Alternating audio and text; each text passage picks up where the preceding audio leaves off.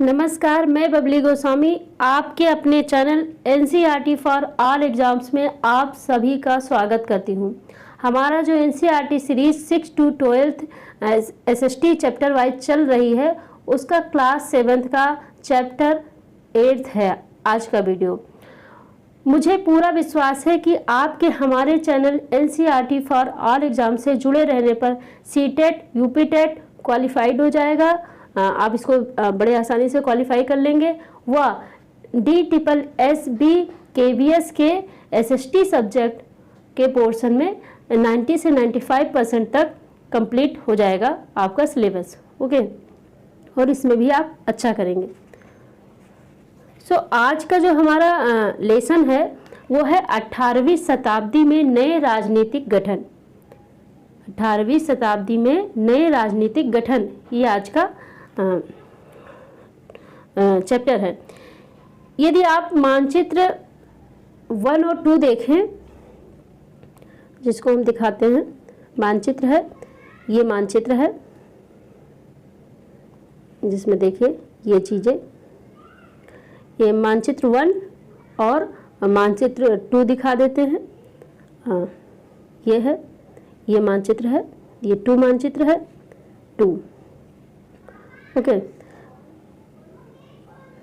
तो ध्यानपूर्वक देखेंगे तो आपको लगेगा कि 18वीं शताब्दी के पूर्वार्ध यानी 18वीं शताब्दी के आधा, पूर्व का आधा यानी आधे का आधा के दौरान उपमहाद्वीप में कुछ विशेष रूप से उल्लेखनीय घटनाएं घटी। कौन सी?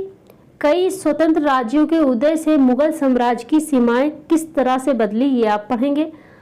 आप यह भी देखेंगे कि 1765 तक एक अन्य शक्ति यानी ब्रिटिश सत्ता ने पूर्वी भारत के बड़े बड़े हिस्सों को सफलतापूर्वक हड़प लिया।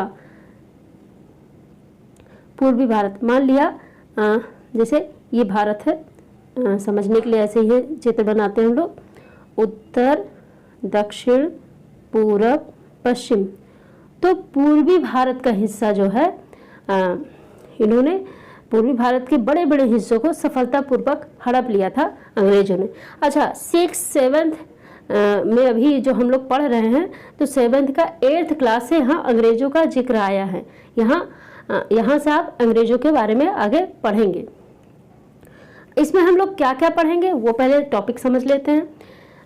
इसमें पढ़ेंगे मुगल साम्राज्य और परवर्ती मुगलों के लिए संकट, इनकी राजनीतिक संकट कैसे खड़ी हुई, ये पढ़ेंगे। और इसी के अंतर्गत पढ़ेंगे हम लोग राजपूत के बारे में, और आज़ादी हासिल करना, सिख के बारे में टॉपिक है, आज़ादी हासिल करना सिख, राजपूत, सिख, मराठा, इनके बारे में पढ़ेंगे, जाट के बारे में पढ़ेंगे। इतनी चीज़ें पढ़ेंगे। ये लेसन बहुत बड़ा नहीं है, तो वीडियो बहुत लंबी नहीं जाएगी। सो आप लोग निश्चिंत होकर पढ़िए। 18वीं शताब्दी में नए राज्यों का गठन कैसे हुआ, ये सब पढ़ते हैं। नीचे आते हैं। ये सब मानचित्र बताते हैं कि 18वीं शताब्दी एक ऐसी अवधि थी, 18वीं शताब्दी यानी 1765 की बात हो रही, एक ऐसी अवधि यानी ऐसा पीरियड था जब भारत में राजनीतिक परिस्थितियां अपेक्षाकृत एक छोटे से समय अंतराल में बड़ी तेजी से अचानक बदलनी शुरू हो गई थी। 18वीं शताब्दी के पूर्वार्ध, मोटे तौर पर 1707 में जब औरंगजेब की मृत्यु हुई थी, से 1761 तक, औरंगजेब की मृत्यु से यानी 1707 से लगा के, ये हाईलाइट कर देते हैं, 1761 तक जब पानीपत की तीसरी लड़ाई हुई, उस दौरान उपमहाद्वीप में उत्पन्न हुई नई राजनीतिक शक्तियों के बारे में पढ़ेंगे। इसमें एक लाइन में बता दिया गया है कि हम 1707 औरंगजेब की मृत्यु से लगाकर 1761 पानीपत की तीसरी लड़ाई के बीच का पढ़ेंगे।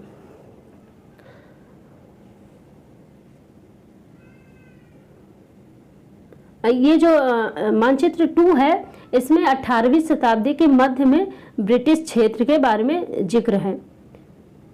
जो इस ये कलर में है वो ब्रिटिश क्षेत्र थे। ये सब ब्रिटिशों ने हड़प लिया था। आगे बढ़ते हैं। मुगल साम्राज्य और परवर्ती मुगलों के लिए संकट। इसमें बताया गया है कि चैप्टर 4 में आपने देखा कि मुगल साम्राज्य अपनी सफलता की ऊंचाई पर किस प्रकार पहुंचा था और फिर 17वीं शताब्दी की अंतिम वर्षों में उसके सामने तरह तरह के संकट किस प्रकार खड़े होने लगे थे। ऐसा अनेक कारणों से हुआ था। बादशाह औरंगजेब ने दक्कन कहाँ है, महाराष्ट्र के साइड में, यानी पश्चिम साइड में है भारत के, 1679 से लंबी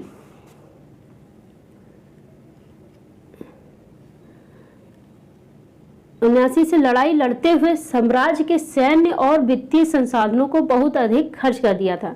ये जो औरंगजेब थे वो इतनी सारी लड़ाइयाँ लड़ लिए जिसमें बहुत सारे धन और बल का नुकसान हुआ, खर्चा हो गया।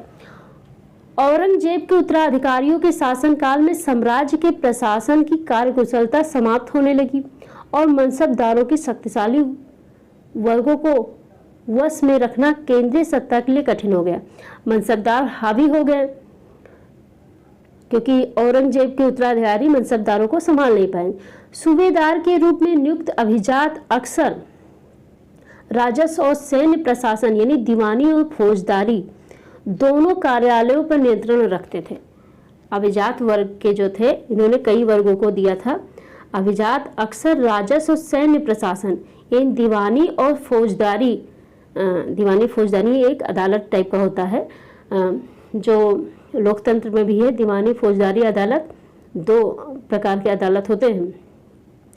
एक अदालत होता है जिसमें क्राइम को लेकर उसमें होता है जज से बहस और क्राइम को लेकर उस वहाँ पे बातें रखी जाती। एक होता है ऐसे क्राइम जैसे भूमि के लेकर छोटी छोटी बातें, दहेज का लेकर, ये सब होता है दीवानी में।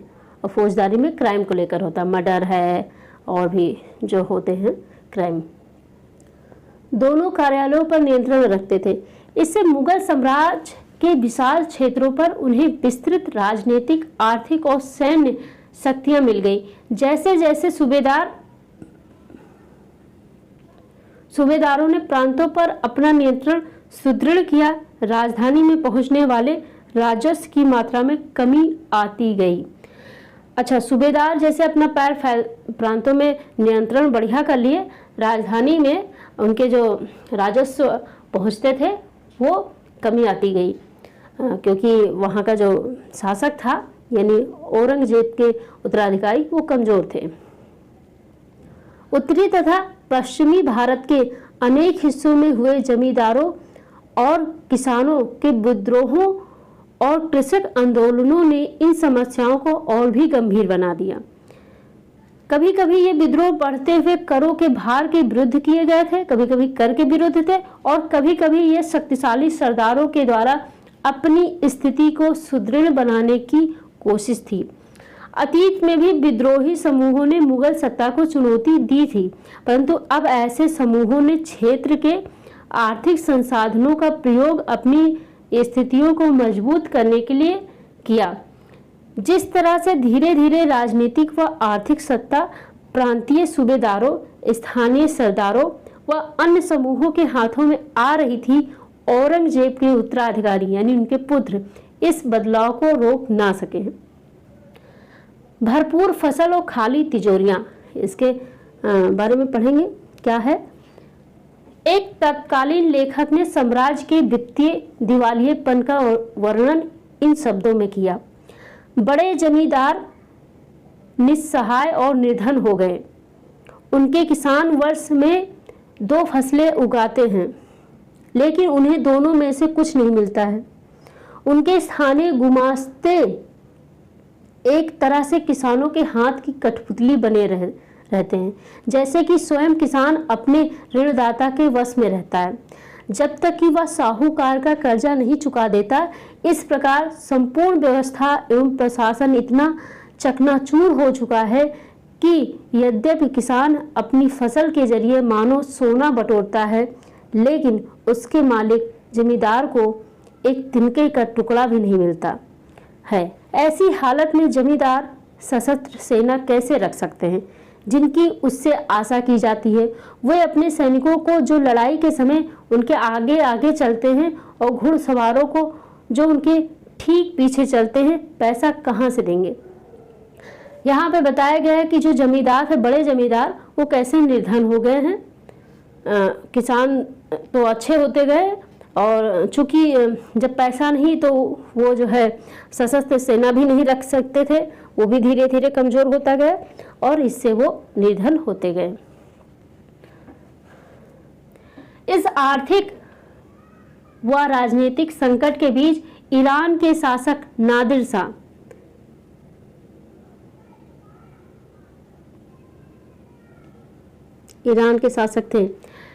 नादिर शाह ने 1739 में दिल्ली पर आक्रमण किया और संपूर्ण नगर को लूटकर वह बड़ी भारी मात्रा में धन दौलत ले गया।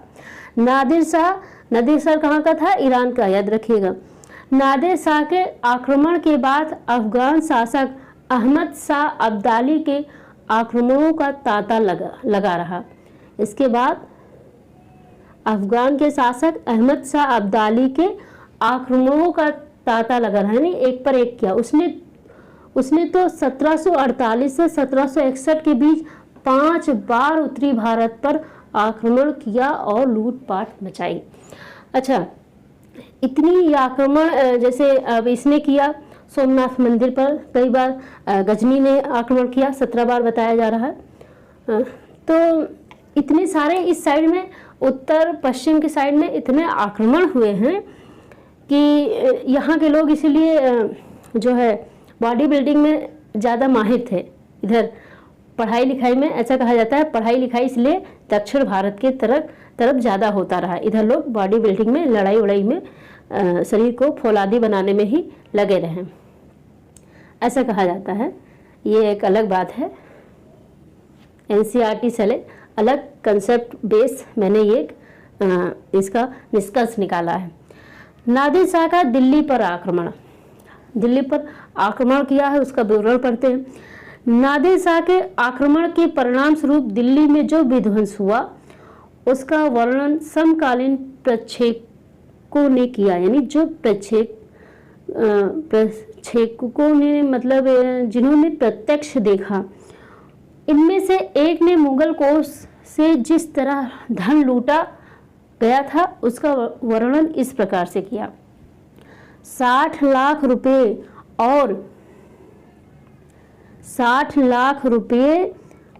और 1000 सोने के सिक्के, लगभग 1 करोड़ रुपए के सोने के बर्तन, लगभग 50 करोड़ रुपए के गहने, जवाहरात और अन्य चीजें ले गया, जिनमें से कुछ तो इतनी बेशकीमती थी कि दुनिया में उनका मुकाबला कोई नहीं कर सकता था, जैसे तख्ते ताउस यानी मयूर सिंहासन, ये सब ले गया हो।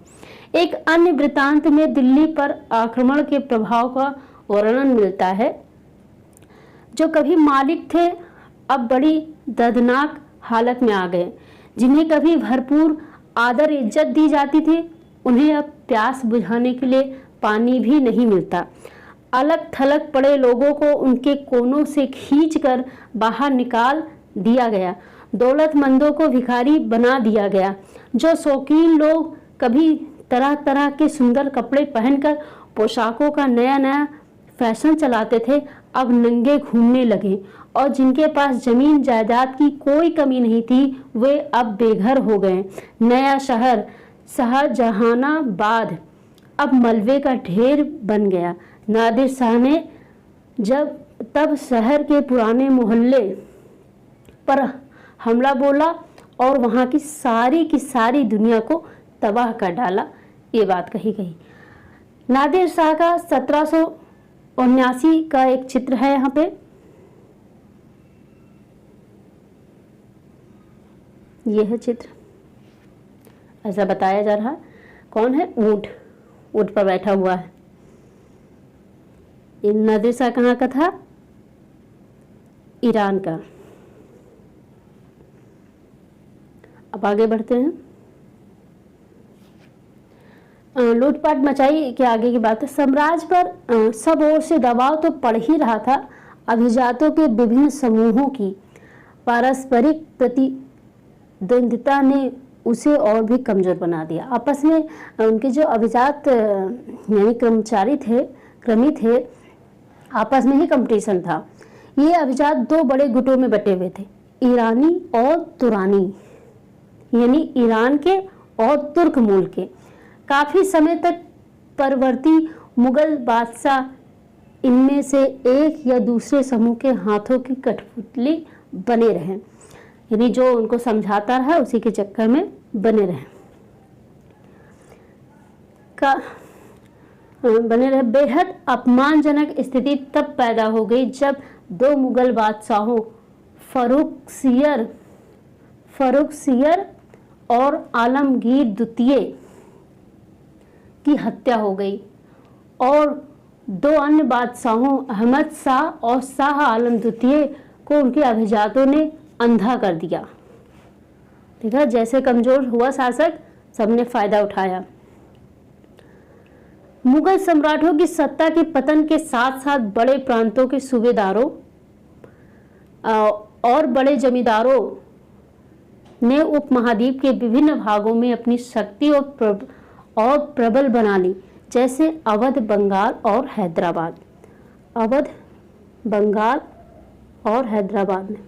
यहाँ पे किसने? सूबेदार और बड़े जमींदार ने अपनी शक्ति को और मजबूत कर लिया, अवध, बंगाल और हैदराबाद। अब अगला टॉपिक है राजपूत। राजपूतों का इतिहास हम लोग पढ़ेंगे। बहुत से राजपूत घराने, विशेष रूप से अंबर और जोधपुर के राजघराने, मुगल व्यवस्था में विशिष्टता के साथ सेवारत रहे। बहुत अच्छे अच्छे पद पा गए मुगल व्यवस्था में। बदले में उन्हें अपनी वतन जागीरों पर पर्याप्त स्वायत्तता का आनंद लेने की अनुमति मिली हुई थी, यानी जो जागीर मिली थी वहाँ अपने हिसाब से स्वतंत्रता उनको मिली हुई थी। अब 18वीं शताब्दी में इन शासकों ने अपने आसपास के इलाकों पर अपने नियंत्रण का विस्तार किया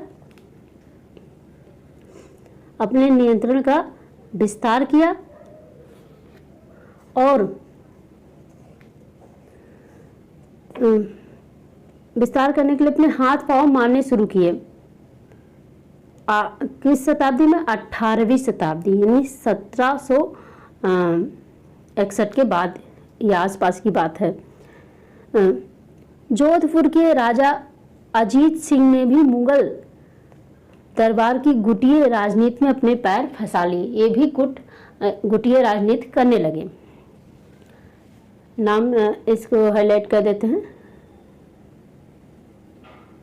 जोधपुर के राजा अजीत सिंह। इन प्रभावशाली राजपूत घरानों ने गुजरात और मालवा के लाभदायक सूबों की सूबेदारी का दावा किया। इन्होंने कहा कि यहाँ की सूबेदारी हमें मिला है। जोधपुर के राजा अजीत सिंह को गुजरात की सूबेदारी मिल गई। बादशाह जहांदार शाह ने गुजरात की सूबेदारी मिल गई। अंबर के सवाई राजा जयसिंह को मालवा की सूबेदारी मिल गई और बादशाह जहांदार शाह ने 1713 में इन राजाओं के इन पदों का नवीकरण कर दिया।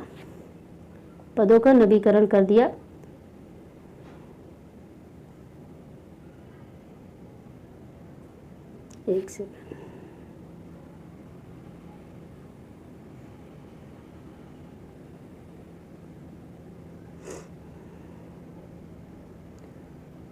इन पदों का नवीकरण कर दिया और उन्होंने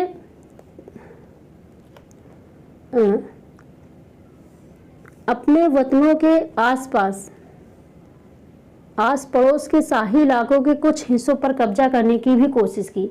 जो इनको एरिया मिला था सूबेदारी का, उसके आसपास के इलाकों पर भी कब्जा करने की कोशिश की।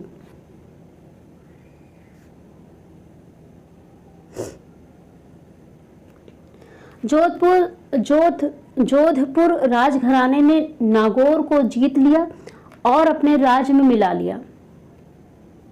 दूसरी ओर अंबर ने भी बूंदी के बड़े बड़े हिस्सों पर अपना कब्जा कर लिया।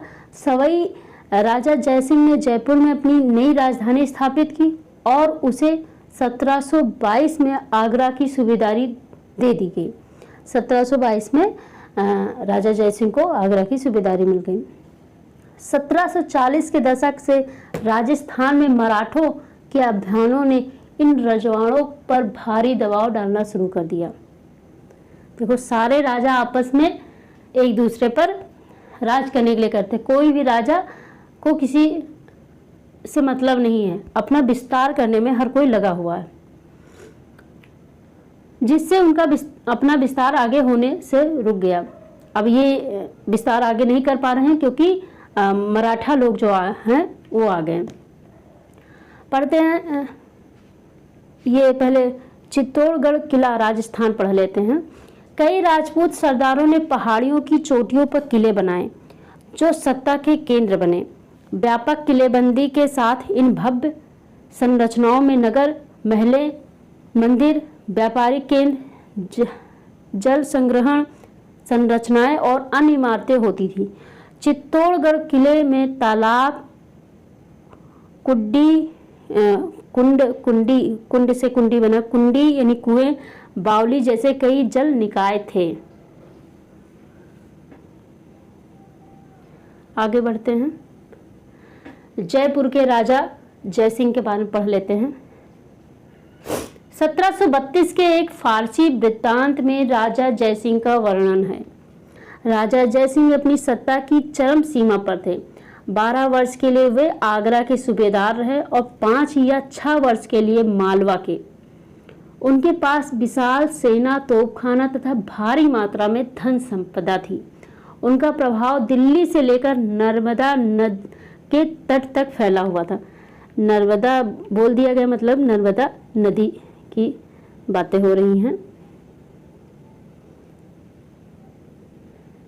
अंडरलाइन, नर्मदा नदी के तट तक फैला हुआ था इनका। अब आगे पढ़ेंगे हम लोग। आगे पढ़ने से पहले ये हिस्सा पढ़ लेते हैं, सब इम्पोर्टेंट है, कुछ भी छोड़ने वाला नहीं है। कई राजपूत शासकों ने मुगलों का राजत्व स्वीकार किया था, लेकिन मेवाड़ एकमात्र ऐसा राजपूत राज्य था जिसने मुगल सत्ता को चुनौती दी थी। मेवाड़ के कौन थे? सिसोदिया, अभी आगे पढ़ेंगे। चुनौती दी थी। राणा प्रताप 1572 में उदयपुर तथा मेवाड़ के बड़े क्षेत्र पर नियंत्रण के साथ मेवाड़ की राजगद्दी पर आसीन हुए। कौन? महाराणा प्रताप के बारे में बताया, इसीलिए इनको महाराणा प्रताप कहा जा रहा है। राणा के पास मुगल अधिराजत्व को स्वीकार करने के लिए कई दूतों को भेजा गया, लेकिन वे अपने निर्णय पर दृढ़ रहे। उन्होंने स्वीकार नहीं किया इनकी अधीनता। जयपुर में जंतर मंतर, मेहरानगढ़ किला जोधपुर का ये इलाका देखिए, और जयपुर में जंतर मंतर जूम करके देख सकते हैं, जूम करके ये देखिए जंतर मंतर का किला। ओके, आगे बढ़ते हैं। अब पढ़ते हैं सिख के बारे में, सिख कम्युनिटी के बारे में पढ़ते हैं। 17वीं शताब्दी के दौरान सिख एक राजनीतिक समुदाय के रूप में गठित हो गया था। कैसे? खालसा संस्था की स्थापना हुई थी। किसने किया था? गुरु साहब ने, नाम भी लिखा है, गुरु गोविंद सिंह ने खालसा पंथ 1699 में स्थापना से पूर्व और उसके पश्चात राजपूत व मुगल शासकों के खिलाफ कई लड़ाइयाँ लड़ी। ये गुरु गोविंद सिंह थे वो राजपूत और मुगल दोनों के खिलाफ लड़ाइयाँ लड़ी, क्योंकि राजपूत तो मुगल से मिल गए थे। 1708 में गुरु गोविंद सिंह की मृत्यु, ये हम अंडरलाइन कर देते हैं।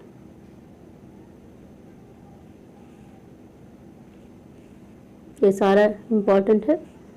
1708 में गुरु गोविंद सिंह की मृत्यु के बाद बंदा बहादुर के नेतृत्व में खालसा ने मुगल सत्ता के खिलाफ विद्रोह किया। उन्होंने बाबा गुरु नानक और गुरु गोविंद सिंह के नामों वाले सिक्के गढ़कर अपने शासन को सार्वभौम बताया। सतलुज और यमुना नदियों के बीच के क्षेत्र में उन्होंने अपने प्रशासन की स्थापना की। 1715 में बंदा बहादुर को बंदी बना लिया गया और उसे 1716 में मार दिया गया। यानी गुरु गोविंद सिंह के नाम के सिक्के और गुरु नानक के सिक्के किसने ढलवाया?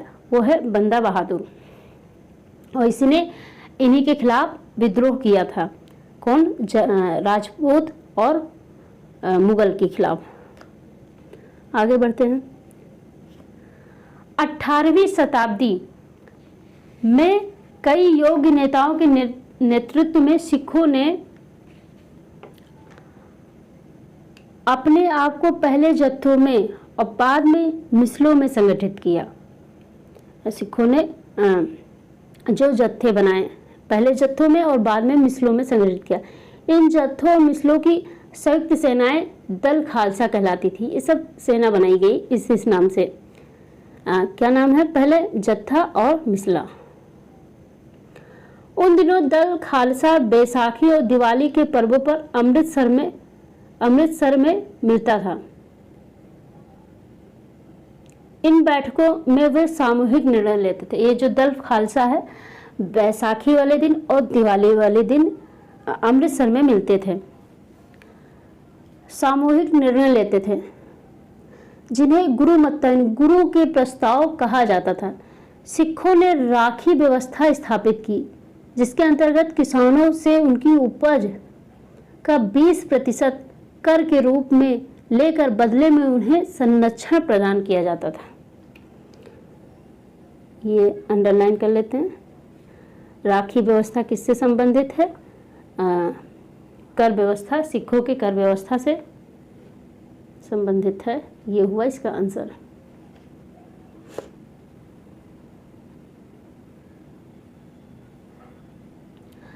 महाराजा रणजीत सिंह की तलवार, ये है इसकी फोटो। महाराजा रणजीत सिंह का देख लीजिए। 10वें गुरु गोविंद सिंह,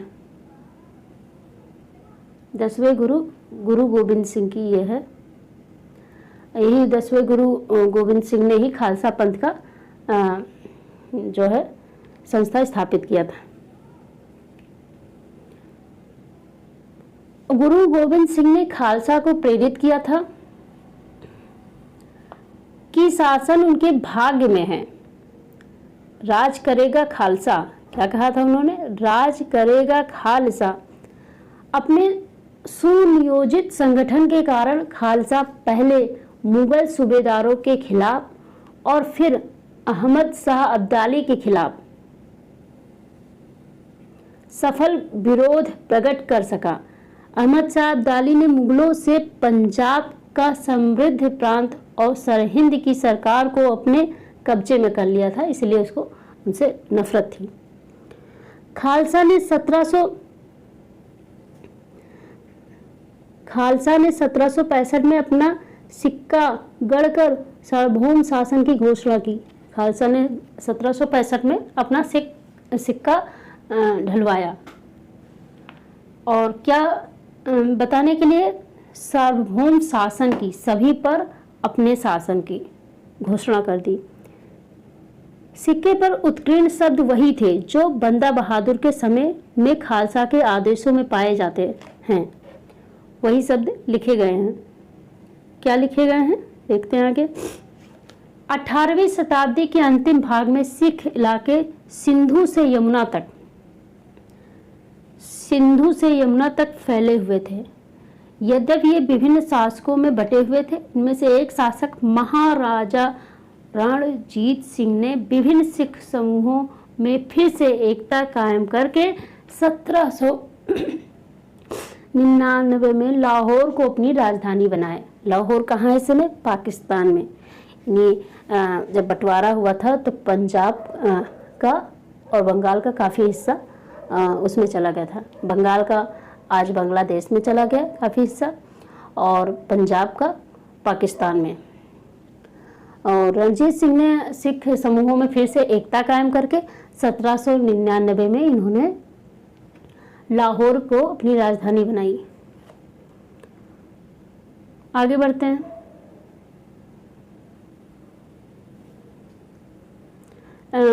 छत्रपति शिवाजी महाराज के बारे में पढ़ लेते हैं थोड़ा। 17वीं सदी के अंत तक, वैसे मराठा के बारे में पढ़ेंगे तभी आ जाएगा। चलिए, 18वीं शताब्दी के अंतिम भाग में सिख इलाके, मराठा, अगला टॉपिक है मराठा।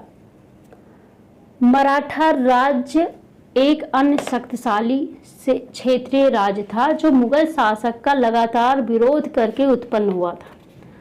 मुगल शासक का लगातार ये विरोध करते रहे हैं मराठा। छत्रपति शिवाजी महाराज 1630 से 1680 ने शक्तिशाली योद्धा परिवारों देशमुखों की सहायता से एक स्थायी राज्य की स्थापना की। ये नोट कर लीजिए, किसके विरोध करते हुए ये उत्पन्न हुए? और योद्धा देशमुख की सहायता से अत्यंत शक्तिशाली कृषक पशुचारक कुणबी ने मराठी सेना के मुख्य आधार बन गए। कौन? ये कृषक पशुचारक।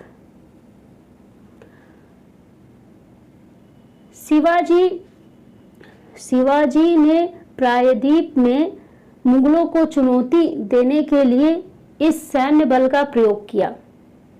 कौन? कृषक और पशुचारक का।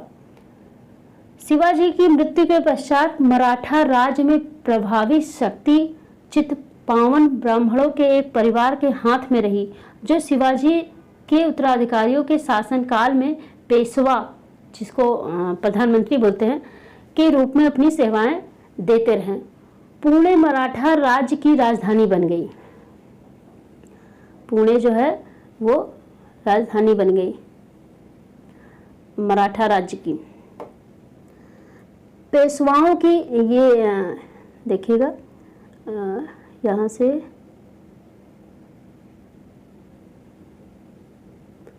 मराठा राज्य में प्रभावी शक्ति के एक परिवार के हाथ में रही, शिवाजी के उत्तराधिकारी के शासनकाल में पेशवा के रूप में अपनी सेवाएं देते हुए।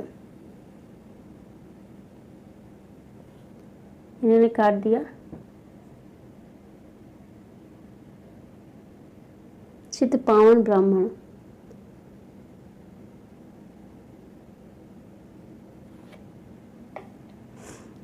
न्यू एनसीईआरटी ने इस चीज को काट दिया। राज्य में प्रभावी शक्ति के एक परिवार के हाथ में रही, ये बताया गया। चित्पावन ब्राह्मणों के एक परिवार के हाथ में रही, ये कट कर दिया गया। चलिए, ठीक है। तो मराठा राज्य में प्रभावी शक्ति एक परिवार के हाथ में रही, जो शिवाजी के उत्तराधिकारियों के शासनकाल में पेशवा के रूप में अपनी सेवाएं देते रहे।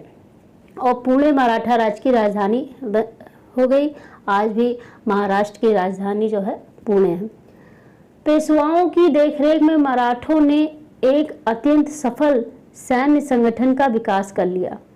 उनकी सफलता का रहस्य यह था कि वो मुगलों के किलाबंद इलाकों से टक्कर न लेते हुए उनके पास से चुपचाप निकलकर शहरों कस्बों पर हमला बोलते थे। ये देखिए, पेशवाओं की देखरेख में मराठों ने एक अत्यंत सफल सैन्य संगठन का विकास कर लिया, एक अलग ही सेना बना ली। इनका सफलता का रहस्य क्या था? मुगलों के किलाबंद इलाकों में टक्कर ना लेते हुए उनके पास से ही चुपचाप गुजर के हमला कर देते थे, और मुगल सेना से ऐसे मैदानी इलाकों में मुठभेड़ लेते थे जहां रसद पाने और कुमक आने के रास्ते आसानी से रोके जा सके। रसद मतलब खान पीन की चीज़ें रोके जा सके, वहाँ ये लड़ाई युद्ध करते थे, मुठभेड़ वहीं पे करते थे जहाँ रसद पाने और कुमक आने के रास्ते आसानी से रोके जा सके। 1720 से 1761 के बीच मराठा साम्राज्य का काफ़ी विस्तार हुआ। कब से? 1720 से 61 के बीच। उसने सैन्य और काफ़ी सफलतापूर्वक मुगल साम्राज्य की सत्ता को क्षति पहुंचाई। सैन्य मतलब धीरे धीरे। 1720 के दशक तक मालवा और गुजरात मुगलों से छीन लिए गए। मुगलों से क्या छीने गए? एक सेकंड।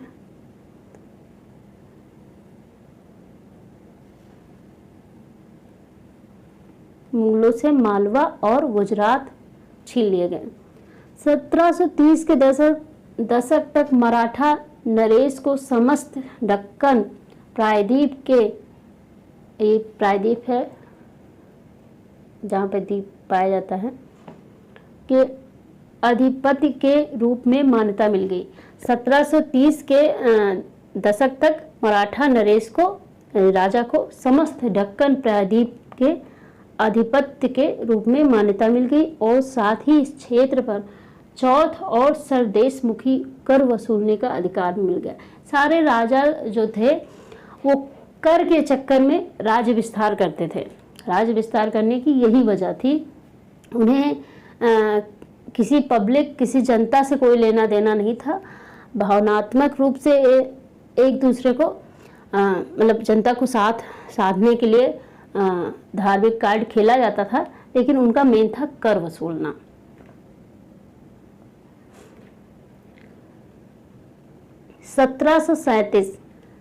आगे पढ़ेंगे। 1737 में दिल्ली पर धावा बोलने के बाद मराठा प्रभुत्व की सीमाएं तेजी से बढ़ी।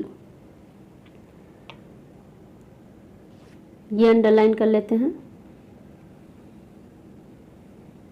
वे उत्तर में राजस्थान, पंजाब, पूर्व में बंगाल और उड़ीसा तथा दक्षिण में कर्नाटक और तमिल एवं तेलुगु प्रदेशों तक फैल गई, यानी काफी विस्तार इन्होंने कर लिया।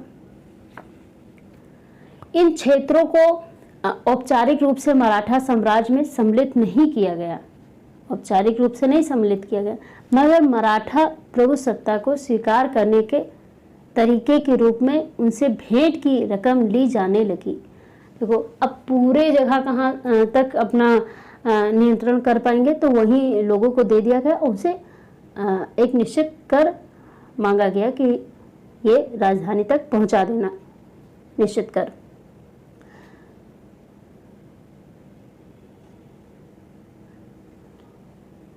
और आगे है, साम्राज्य के इस विस्तार से, अब साम्राज्य बोलने लगा क्योंकि कई राज्य आ गए हैं। साम्राज्य के इस विस्तार से उन्हें संसाधनों का भंडार तो मिल गया, मगर उसके लिए उन्हें कीमत भी चुकानी पड़ी। मराठों के सैन्य अभियानों के कारण अन्य शासक भी उनके खिलाफ हो गए। परिणाम स्वरूप मराठों को 1761 में पानीपत की तीसरी लड़ाई में अन्य शासकों से कोई सहायता नहीं मिली। इसमें ज़्यादा तेजी से बढ़ोगे तो फिर लोग क्या करते हैं, टांग खींचने वाले खड़े हैं, टांग नहीं खींचे तो कोई खींचने आएगा तो रोकेंगे नहीं, सहायता नहीं मिली। अंतहीन सैन्य अभियानों के साथ साथ मराठों ने एक प्रभावी प्रशासन व्यवस्था तैयार की। जब किसी इलाके पर एक बार विजय अभियान पूरा हो जाता था और मराठों का शासन सुरक्षित हो जाता था, तो वहां स्थानीय परिस्थितियों को ध्यान में रखते हुए धीरे धीरे भू राजस्व की मांग की जाती थी। क्या करते थे, जब किसी इलाके पर एक बार विजय अभियान पूरा हो गया तो मराठों का शासन सुरक्षित जब हो जाता था कि अब सब ठीक है, कोई आक्रमण नहीं कर रहा, तो वहाँ स्थानीय परिस्थितियों को, यानी वहाँ के हिसाब से स्थिति को देखते हुए वो भू राजस्व की मांग करने लगते थे।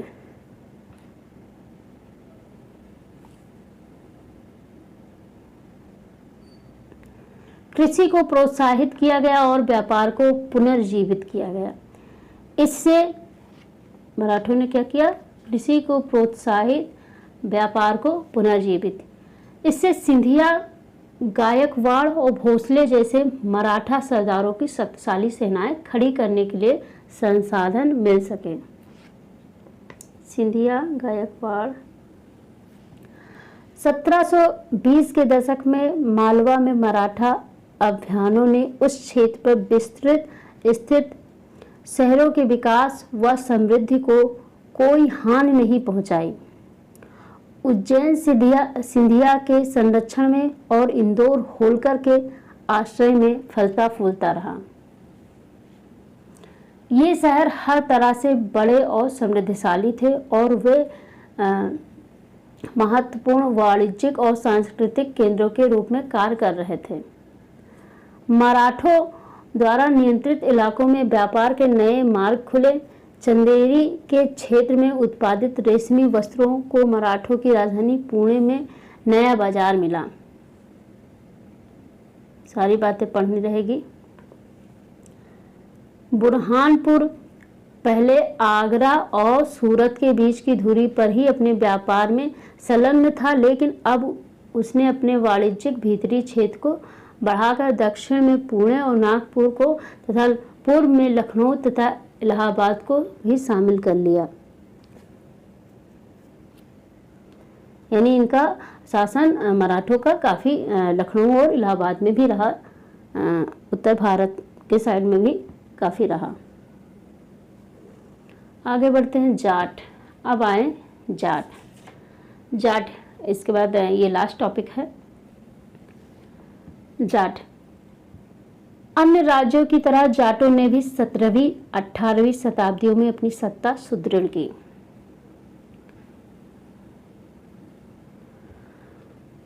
अपने नेता चूड़ामन के नेतृत्व में उन्होंने दिल्ली के पश्चिम में स्थित क्षेत्रों पर अपना नियंत्रण कर लिया। नेता कौन था? चूड़ामन, याद रखना। जाट का नेता चूड़ामन।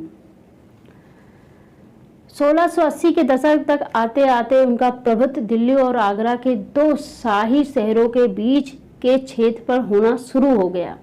वस्तुतः कुछ अरसे के लिए वे आगरा शहर के अभिरक्षक भी बन गए थे। ओके। जाट समृद्ध कृषक थे। अच्छा, जाट जो है वो कृषक थे, किसान थे, और उनके प्रभुत्व क्षेत्र में पानीपत तथा बल्लभगढ़ जैसे शहर महत्वपूर्ण व्यापारिक केंद्र बन गए। कौन? पानीपत, बल्लभगढ़। सूरजमल के राज में भरतपुर शक्तिशाली राज्य के रूप में उभरा। सूरजमल के राज में भरतपुर शक्तिशाली राज्य के रूप में उभरा। सूरजमल नेता थे जाट के।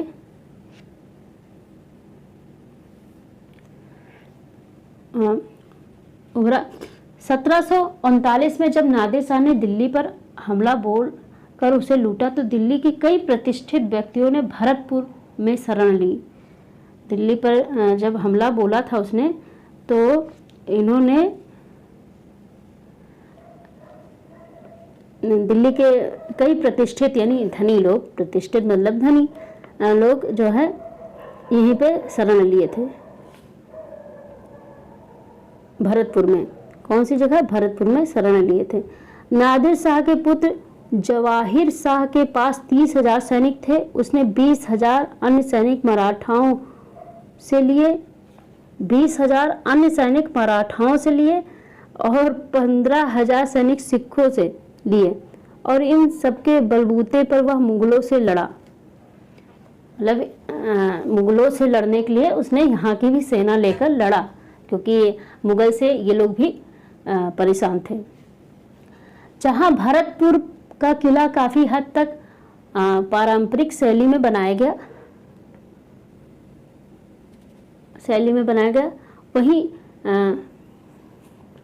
दिख नहीं रहा है, वहीं डींग में जाटों ने अंबर और आगरा की शैलियों का समन्वय करते हुए एक विशाल बाग महल बनवाया। शाही वास्तुकला से जिन रूपों को पहली बार शाहजहां के युग में जोड़ा गया था, दीन की इमारतें उन्हीं रूपों के रूप में बनाया गया, बहुत खूबसूरत बनाया गया, ये बता रहे हैं।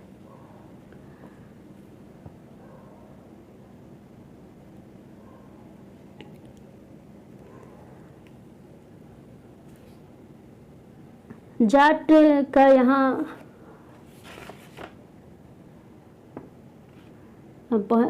चलिए जाट का पहले समझ लेते हैं। जाटों की शक्ति जो है वो सूरजमल के समय पराकाष्ठा पर पहुंची, जिन्होंने 1756 से 1763 के दौरान भरतपुर जाट राज्य को, यानी आधुनिक राजस्थान, जाट आधुनिक आज भरतपुर राजस्थान में है भी भरतपुर नाम से एक शहर, सूरजमल के राजनीतिक नियंत्रण में जो क्षेत्र शामिल थे उसमें आधुनिक पूर्वी राजस्थान, दक्षिणी हरियाणा, पश्चिमी उत्तर प्रदेश और दिल्ली शामिल थे। सूरजमल ने कई किले और महल बनवाए, जिनमें भरतपुर का प्रसिद्ध लोहागढ़ का किला इस क्षेत्र में सबसे मजबूत किलों में से एक था।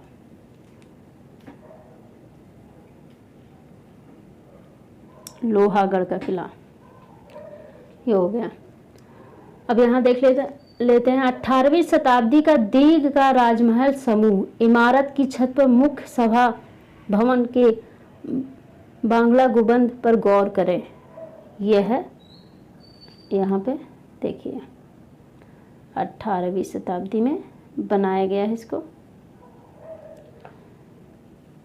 इमारत की छत पर मुख्य सभा भवन के बांग्ला गुंबद पर गौर करें, गहरा इस गुंबद को देखें।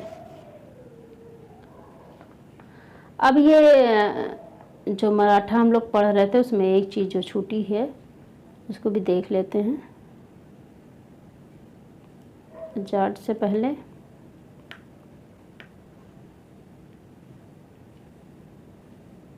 नहीं, इसमें नहीं है, नहीं यहाँ पे है। छत्रपति शिवाजी महाराज, छत्रपति शिवाजी महाराज मराठा,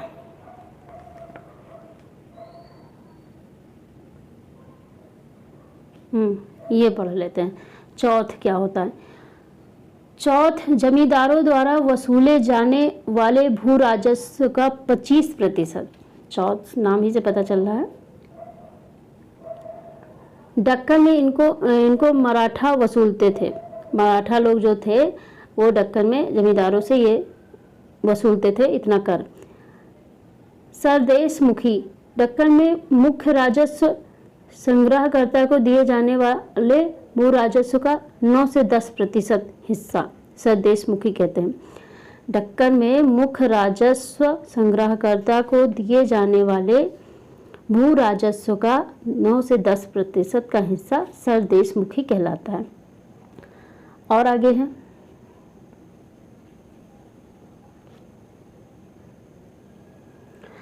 बाजीराव प्रथम, जो बाजीराव बल्लाल के नाम से भी जाने जाते हैं, पेशवा बालाजी विश्वनाथ के पुत्र थे। वह एक महान मराठा सेनापति थे। उन्हें विंध्य के पार मराठा राज्य के विस्तार का श्रेय प्राप्त है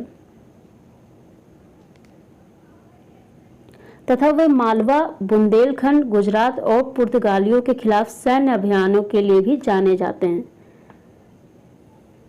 ये सब सैन्य अभियान इन्होंने किया था। किसके पुत्र? बालाजी विश्वनाथ के। विंध्य के पार मराठा राज्य के विस्तार का श्रेय प्राप्त है। इनको क्या, कौन सा श्रेय प्राप्त है? मराठा राज्य के विस्तार का श्रेय प्राप्त है।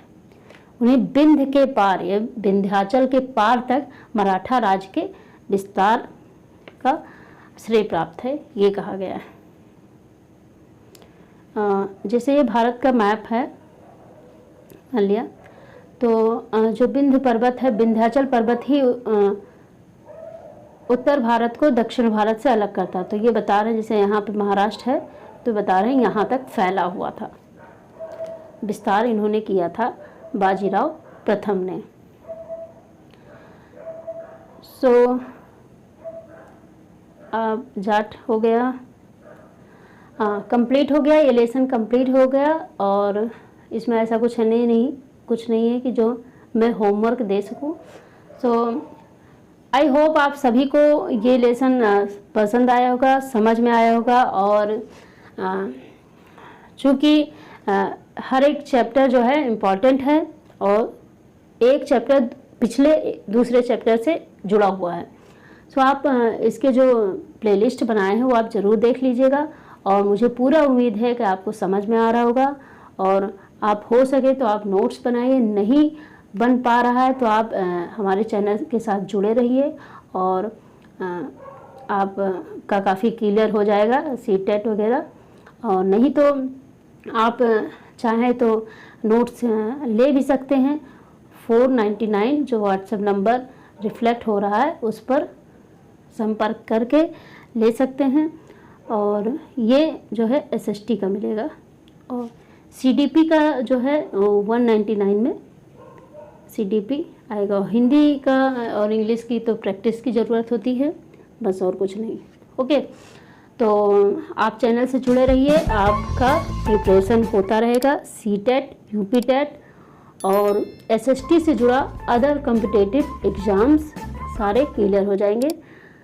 सो बाय बाय।